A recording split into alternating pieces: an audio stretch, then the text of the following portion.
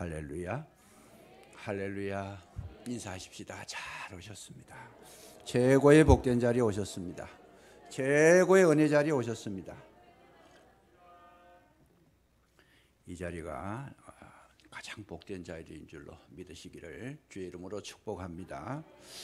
현대를 가리켜서 일반적으로 평가할 때에 현대는 지식의 과잉 시대라 이런 말을 합니다.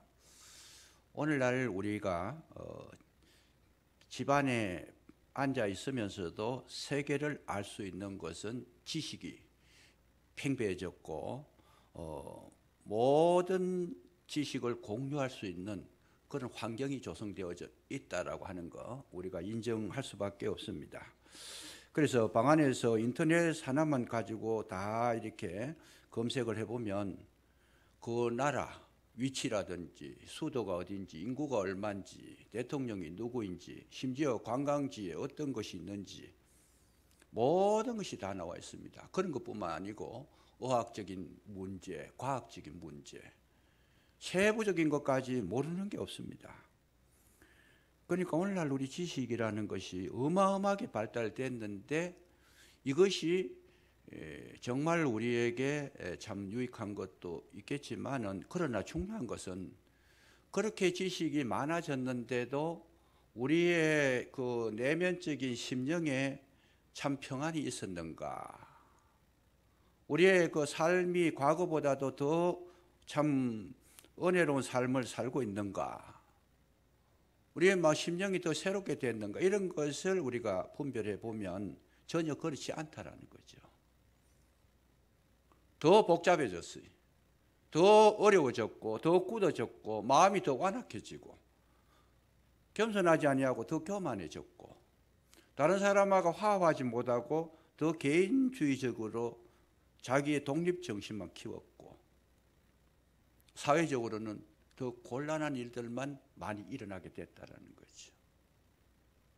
그래서 하나님께서 일찍이 다니엘 선지자를 통해서 말씀하실 때 마지막 시대가 되면 이 왕래 속도가 빨라지고 지식이 더하리라. 그 지식이 더한다는 말씀 자체가 굉장히 우리에게 잘 들으면 유익하겠지만은 잘못 우리가 이해를 하면 굉장히 해로울 수도 있다라는 경고성의 말씀입니다.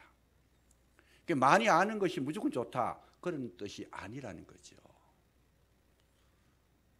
너무 무지해도 좋지 않지만은 아는 것만 가지고 모든 것을 해결할 수 없는 것이다. 과거를 돌아보면 제가 어렸을 적에만 해도 시골 동네에 살 때에 지식이 그렇게 발달되지 못했지만은 그 속에는 웃음이 있고 사랑이 있고 이웃과의 하나됨이 있고 음식을 만들면 서로 나누어 주고 그때에는 감사도 있고 고마움도 있었어요. 설날이 되면 1년에 한 번씩 새 옷을 부모님으로부터 선물을 받게 되고 신발을 새 운동화를 신은 그런 기억들이 나는데 그 운동화 한 켤레, 그 옷 한 벌, 1년에 한 번 받을 수 있는 그 옷 한 벌이 얼마나 감사했는지 몰라요, 그냥. 얼마나 고맙고 얼마나 행복했는지. 그 신발을 보고 그 신발을 보는 것만 해도 만족하고 행복해서 신지도 못하고 간수했던 그런 기억들이 남아 있습니다. 요즘 아이들이 성장할 때 그런 감동을 가질 수 있겠는가? 그렇지 않습니다. 비교합니다.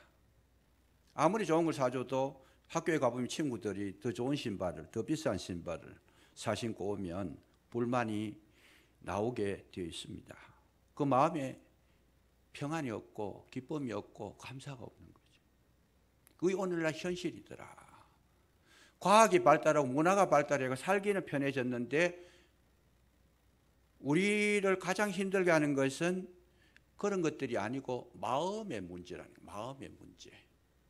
마음이 더 복잡해지니까 모든 것이 행복으로 여겨져야 되는데 행복이 아니고 불평으로 여겨지는. 그래서 어떤 면에서는 그런 것들 때문에 우리가 더 불행해졌다라고 그렇게 판단할 수밖에 없는 환경이 조성되어 있습니다. 그래서 우리가 지식이라는 것을 생각해 볼 때에 최고의 지식이 뭐냐? 그럼 하나님께서 원하시는 최고의 지식은 뭐냐? 했을 때에 성경은 한마디로 딱 그냥 끊어서 말씀하시기를 잠언 1장 7절에 보면 여호와를 경외하는 것이 지식의 근본이라는 거예요. 그럼 뭐냐?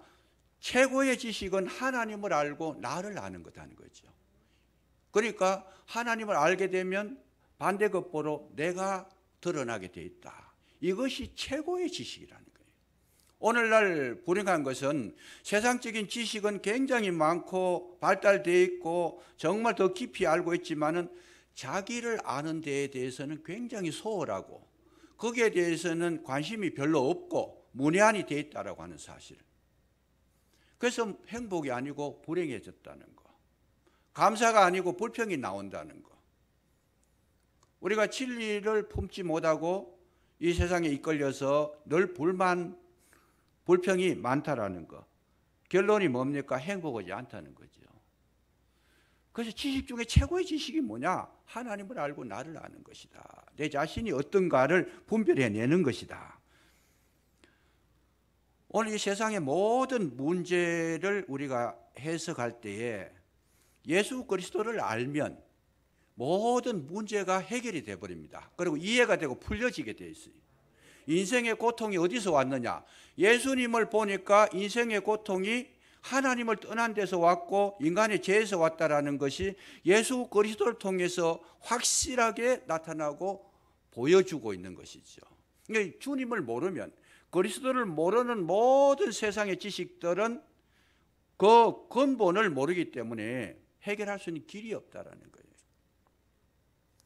그래서 성경을 보고 예수님을 알면 예수님 안에서 모든 눈이 열려져 버리니까 고통의 문제, 인구의 문제, 세상의 정치적인 문제, 모든 지식의 문제, 모든 인간의 괴로움, 질병의 문제까지도 그 속에 다 들어있다라는 거, 해석이 되어진다라는 거죠.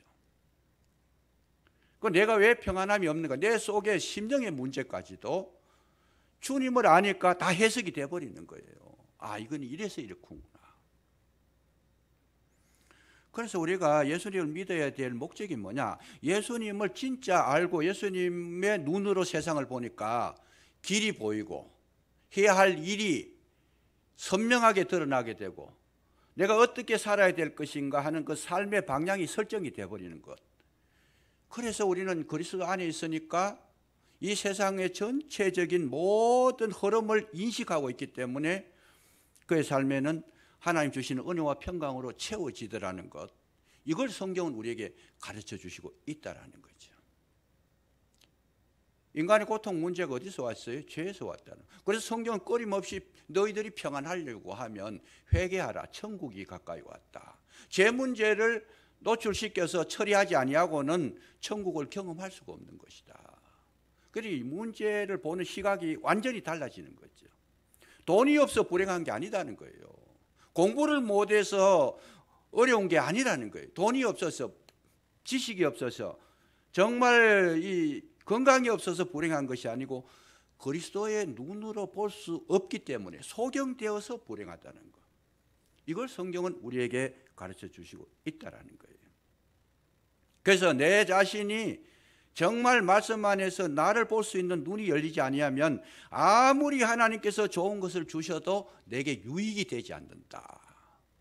자, 보세요. 성경적으로 보면 우리가 출애굽기를 하고 있습니다만은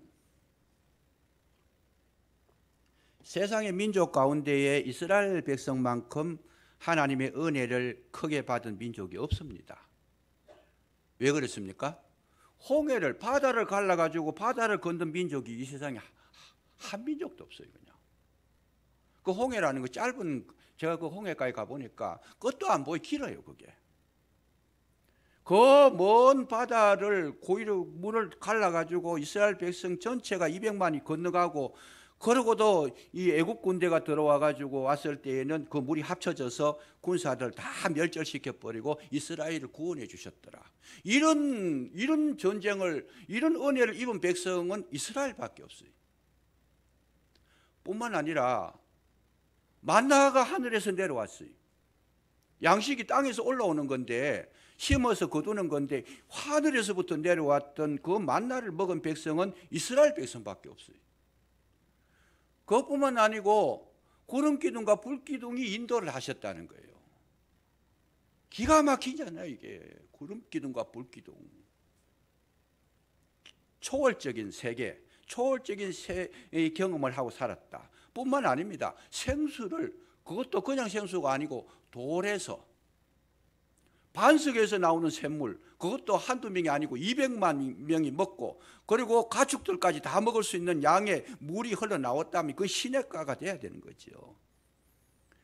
이런 은혜를 입은 백성은 이스라엘밖에 없어요. 그냥.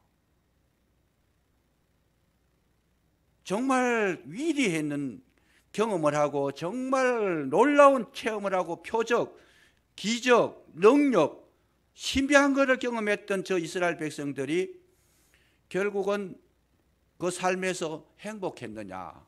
행복하지를 못했어요. 불행했어요. 왜 그러냐? 늘 원망하고 늘 불평하고, 이것이 애굽에 들어가기 전에 40년 동안 광야 생활했을 때에 저들이 행복했더라는 말이 성경에 기록이 안 되어 있어요. 그 행복했다는 말 대신 뭐만 기록이 되어 있어요? 원망했더라, 불평했더라. 무슨 문제만 생기면 불평하는 거예요. 원망하는 거예요. 마음이 불행했다라는 거예요. 왜 그랬을까? 그 원인이 뭘까? 성경은 정확하게 말씀을 해 주십니다. 어떻게 말씀하십니까? 그 많은 은혜를 받았음에도 불구하고 자기 마음을 변화시키지 못했다는 거예요. 그 은혜가 심령에 새겨져서 정말 내 자신을 다시금 옥토로 만들고 하나님의 은혜를 기억하고 감사가 회복되어져서 이렇게 활성화됐다라면 저들이 얼마나 행복한 사람이겠어요? 얼마나 그 민족이 위대한 민족이겠어요? 그 많은 은혜를 받고도 저들이 축복이 되지 못했던 것은 마음 문제를 해결하지 못했다는 거예요. 오늘 우리도 마찬가지입니다. 하나님을 알고 나니까 내 자신이 어떤 상태에 있다라는 것을 알고는 그 문제를 하나님의 은혜로 갈무리를 해버리면, 기경을 해버리면 늘 감사할 수 있고 감격할 수 있고, 나 같은 죄인 살리신 주 은혜 고마워, 놀라워 찬양할 수 있음에도 불구하고 아무리 하나님께서 많은 은혜를 주셔도 내 마음이 정리가 되지 않으니까 더 좋은 거 주시고 더 큰 거 주시고 더 많은 거 주시고, 우리 아이들이 불평하는 것처럼 우리도 늘 그렇게 살아가는 거예요. 아무리 좋은 거, 아무리 귀한 걸 갖다 주어도 마음이 받아주지를 못하니까 얼마나 불행한지 그 삶을 들여다보면 감사라는 단어가 사라진 지가 오래됐습니다. 그 대신에 입만 열면 부족하다는 이야기, 원망하는 이야기, 불평하는 이야기, 이런 것들로 점철되어 있을 때 그 삶이라는 것은 굉장히 불행하다는 거죠.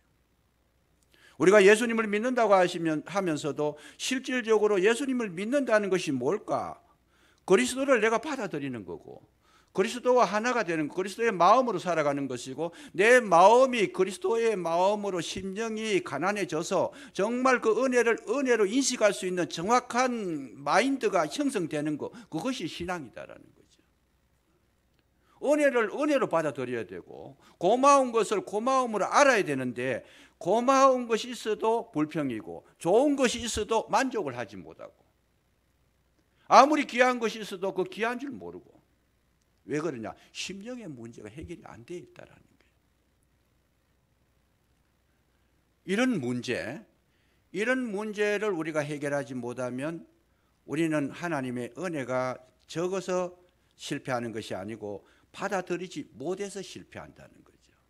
아무리 좋은 음식을 우리가 먹어도 건강하지 못한 이유가 어디 있어요?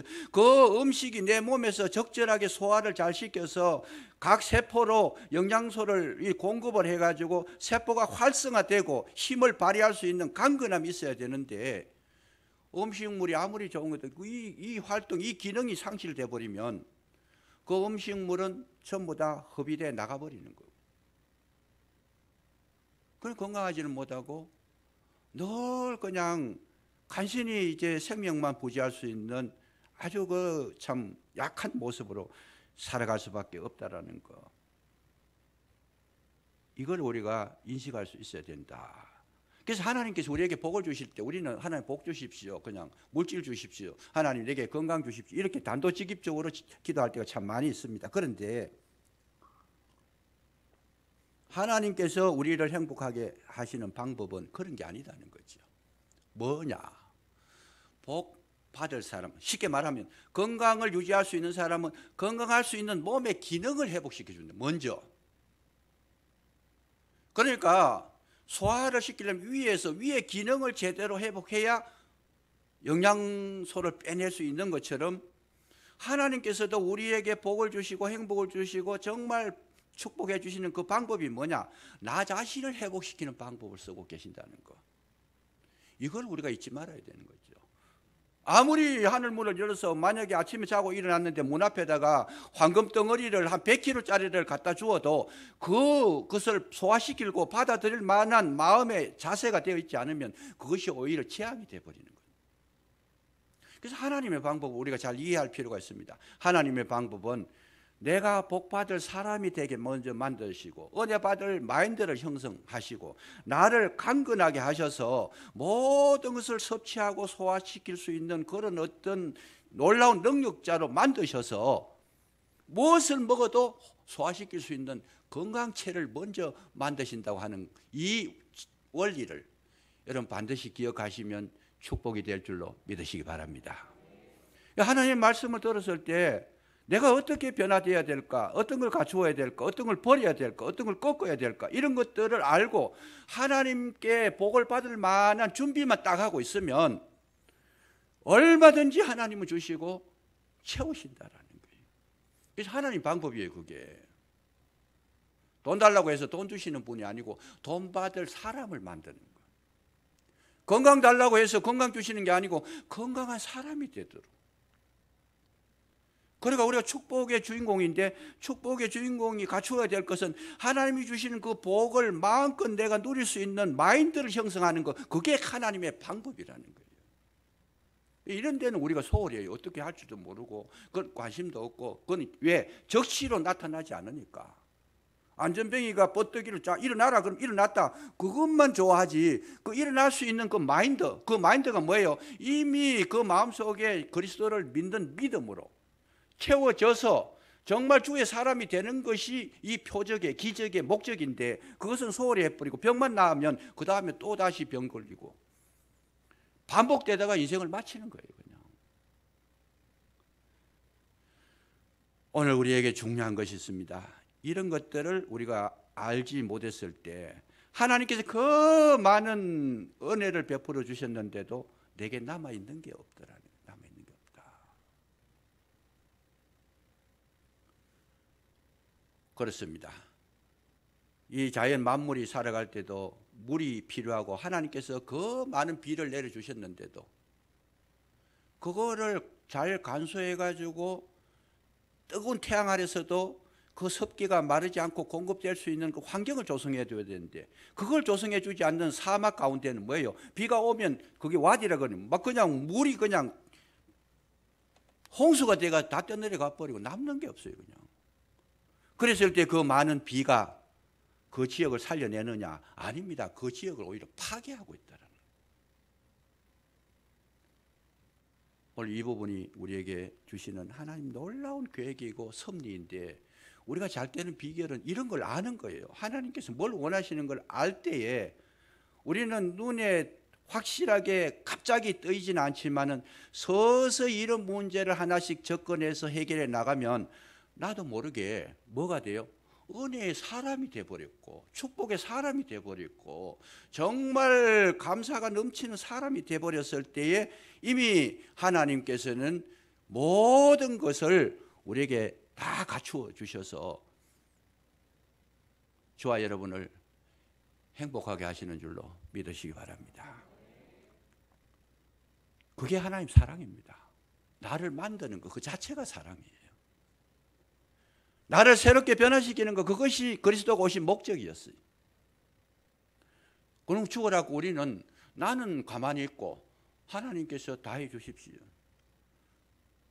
아무리 하나님께서 좋은 걸 해 주셔도 내게는 도움이 안 된다는 거예요. 내게는 도움이 안 된다.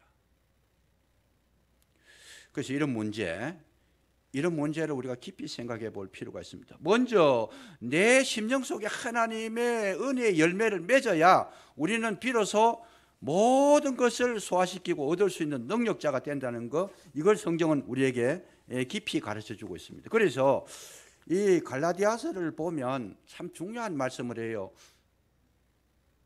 수요 예배 때 우리가 했습니다마는 갈라디아서 5장 22절에 보면 성령의 9가지 열매를 말씀합니다. 사랑과 희락과 화평과 오래 참음과 자비와 양성과 충성과 온유와 절제다. 성령을 받으면 이런 것을 갖추게 하시더라. 그런데 그 말씀을 가만히 읽어보면 하나님께서 그런 걸 주시는 그런 어떤 노하우를 우리에게 가르쳐 주는 겁니다. 뭐냐면 우리 속에 있는 그 어두움을 해결하기 위해서 성령께서 오시면 뭐부터 하느냐? 사랑의 열매를 맺게 하신다는 거예요. 사랑의 열매. 그 사랑의 열매를 맺게 하시면 이유가 뭐냐? 목적이 뭐냐? 사랑이 풍성해지면 뭘 이겨요? 미움을 이길 수 있다는 거예요. 사랑이. 내 속에 사랑이 들어오면. 그러니까 하나님의 방법은 내가 사랑의 사람으로 만들어지면 미워지는 사람이 없어지는 거다는 거죠.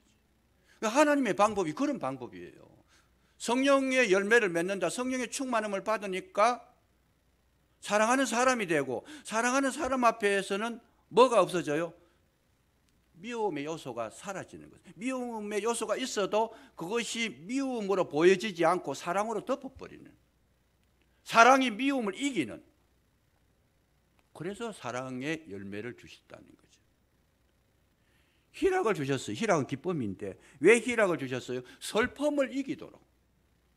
하나님의 생명을 내가 공급받아서 정말 희락, 기쁨이 있으니까 슬픔이 그 속에서 섬에들지 못하게 하는, 그게 하나님의 방법이라는 거예요. 그게 하나님은 항상 우리에게 먼저 마인드를 형성을 시킨다는 거예요. 그냥 사랑의 마음으로, 희락의 기쁨의 마음으로. 기쁨이 충만하니까 슬픔이 그를 무너뜨리지 못하고 괴롭게 하지 못하더라. 그러니까 이것이 하나님의 방법이라는 거예요. 하나님의 방법. 세 번째 은사가 뭡니까? 화평이다.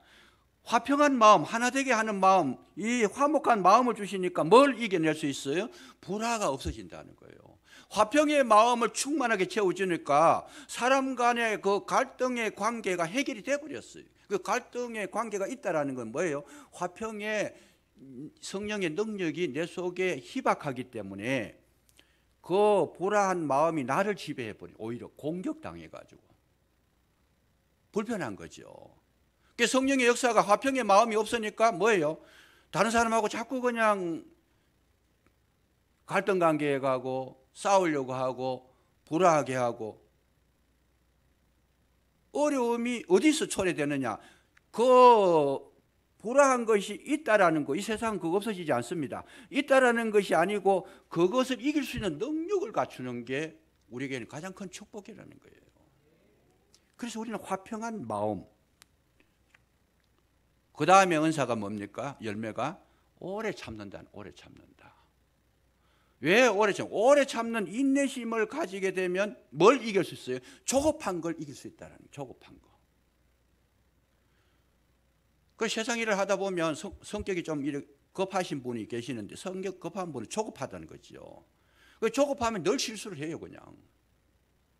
저도 성격이 굉장히 급했는데 급하다 보면 실수를 많이 해요. 해서는 안 될 말도 막 해버리고, 가서는 안 될 길도 가버리고, 그냥 내 마음대로 분노가 일어나가지고, 그 분노를, 이 조급한 마음을 참지 못하니까 자기 본성대로 해버리니까 파괴가 일어나는데, 그런데 오래 참은 영성을 소유시켜 주셔가지고 아무리 급한 일이 일어나고 내 마음에 들지 않고 이 성격이 아주 그냥 와일드하게 바뀔 그 시점에도 이 오래 참은 은사, 능력, 열매를 맺게 하시니까 그것이 해결이 되어버리는 거죠. 그래서 성령을 받으면 어떻게 해요? 온유하게 되고 겸손하게 되고 인내하게 되고 기다려주게 되고. 참 그래요. 우리가 아이들 키워보면 막 그 쑥쑥쑥쑥 잘 자라면 좋겠는데 그렇지 못한 거, 그거 뭐예요? 인내해야지, 기다려야지 아이들이 크는 것을 볼 수 있고, 그것뿐만 아니고 마음도 그래요. 마음도 이 커갈수록 마음이 이렇게 참 자라야 되는데, 마음이 못 자라면 20살이 되고 30살이 되고 40이 돼도 부모도 모르고 은혜도 모르고 기가 찬 인생이 될 수밖에 없는 거죠. 그럴 때 우리가 해야 될 거는 뭐예요? 기다려주는 거. 저는 마음이 목사니까 제 마음에 하나의 그 마인드가 형성되어 있는 건 뭐냐? 우리 성도님들이 빨리 이 풍성하게 성장하는 거, 성숙해지는 거, 이것이 늘 기도의 제목이에요. 좀 푹푹 자라셔가지고 사람이 좀 큰 마인드를 가지고 큰 걸 보고 대단한 걸 이렇게 자라는 걸 기대하고, 근데 그렇게 되기까지는 뭐가 필요해요? 기다려줘야 돼요. 어떨 때는 참 어려울 때가 있어요. 야, 10년이 됐는데 아직 생각이 거기까지밖에 못 가는가, 절망할 때가 있어요. 그럴 때 어떨 때요? 기도하면서 은혜를 구하니까 하나님께서 나도 기다렸다. 기다려라. 인내하면 안 되는 거 없다. 기다려라. 그 성령의 능력과 그 위로의 말씀을 경험하고 나면 아무리 답답해도 그 문제를 능히 이겨낼 수 있고, 마지막에는 기도 끝에는 막 찬양이 나오는 거지. 하나님 위대하심이. 그런 걸 우리 공급받아야 된다는 거. 그러니까 공급받아야 된다. 못 참는 거, 그거 나 못 참겠다 그러면 사고가 나는 거죠. 그냥 못 참겠다 그러면 뭐. 그 다음에 은사가 뭡니까? 자비한 거다. 자비한 마음이 있으니까 뭐예요? 잔혹한 걸 이겨낼 수 있다는 거예요. 혹독하고 잔혹한 거. 사람은요, 이 마음이 근본적으로 잔혹한 성질이 있어요. 사람이 한번 매를 떼면요, 그걸로 끝나는 게 아니에요. 더 때리고 싶고 더 그래서 나중에 생명까지 막 이럴 정도로 강하게 그냥 그 잔혹한 마음이 그게. 그냥 자비한 마음을 가지면 그런 생각이 없어지죠. 아예 매를 들 수 있는 마음 자체가, 때리고 싶은 마음 자체가 없어지죠. 양선이라는 마음, 착한 마음 주시면 악한 일을 이겨낼 수 있다는 거예요. 충성의 마음을 가지면 불순종이 사라진다는 거예요. 하나님 충성스러운 마음을 주시니까 어떤 어려움이 있어도 교회의 기둥 같은 일꾼으로 내가 이 자리를 내가 지키겠습니다. 그러니까 웬만한 어려움이 와도 흔들거리지 아니하고 자기 위치를 지키고 있는, 이미 문제가 안 되고 있어요. 이분은 온유한 마음을 주셨다. 강팍한 마음이 없어지도록 온유한 마음을 주셨다. 절제를 끝에 제일 마지막에 절제라는 은사를 줍니다. 절제, 방탕함을 줄이기 위해서. 그래서 이 절제하는 마음을 가지니까 자기 뜻대로 살지 아니하고 자기를 절제하고 자기를 이겨내고 정말 하나님께서 이루고자 하는 그 하나님 나라를 이룰 때까지 모든 것을 견디며 모든 것을 참으며 모든 것을 믿었다. 여기까지 이르게 하신다는 거죠. 그랬을 때에 우리는 성령이 주시는 이 열매를 가지고 살아가면 세상에 어떤 문제가 일어나더라도 능히 이겨낼 수 있는 하나님의 사람으로 강건한 모습으로 새로운 변화체로 그렇게 바뀌어졌다라는 것, 이것이 뭐냐? 세상이 그를 이기지 못하더라. 성경은 그렇게 말씀하고 있어요. 이 사람은 세상이 이기지 못하더라. 사방으로 우겨쌈을 당해도 쌓이지 아니하더라. 하나님은 우리가 그렇게 되기를 원하고 계신다는 거예요. 그렇게 되기를. 문제가 일어나도 문제보다 큰 하나님이 내 속에 계시니까 문제 그거 아무것도 아니라는 거예요.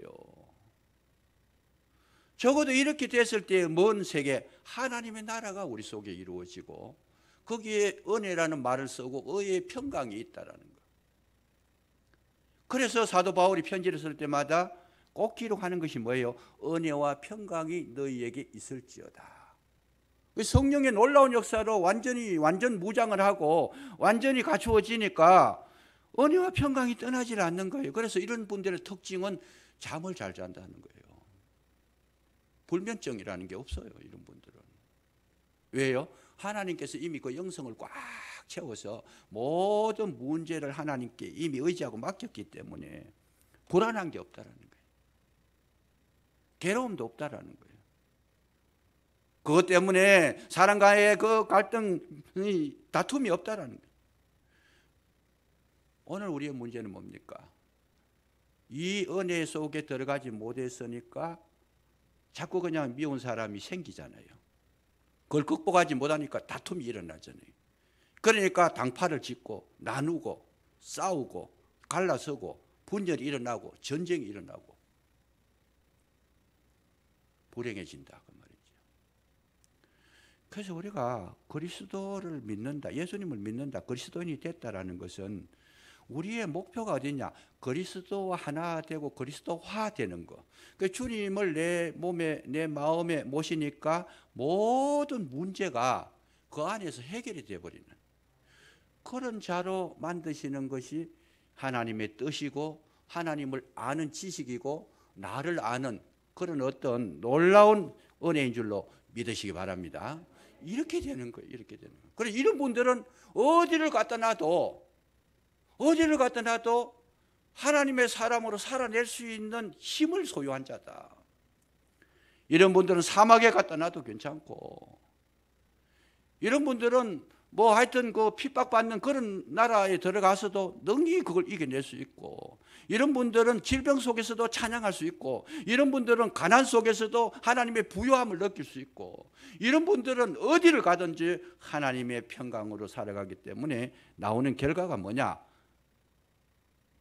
감사가 있고 기도가 있고 찬미가 있더라. 이게 누구예요? 바울과 실라가 빌립보 감옥에 들어갔을 때 그 감옥이라는 그 특징은 뭡니까? 그건 사형수가 들어가는 거. 못 나옵니다.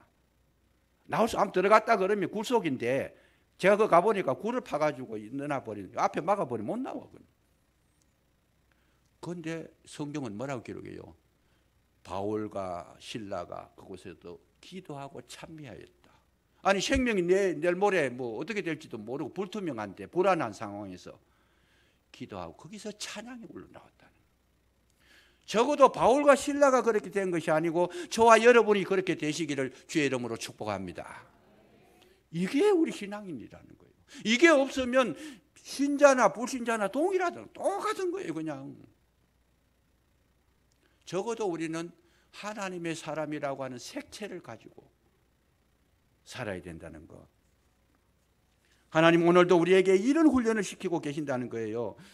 여기에 르비딤에 이 물이 났을 때 아말렉이 공격에 들어왔어요. 그 공격을 능히 이겨내고 물이 없을 때도 능히 그 물속에 물이 없는 가운데도 감사할 수 있는 사람으로 만들기 위해서 이런 훈련을 시키고 있다는 거죠.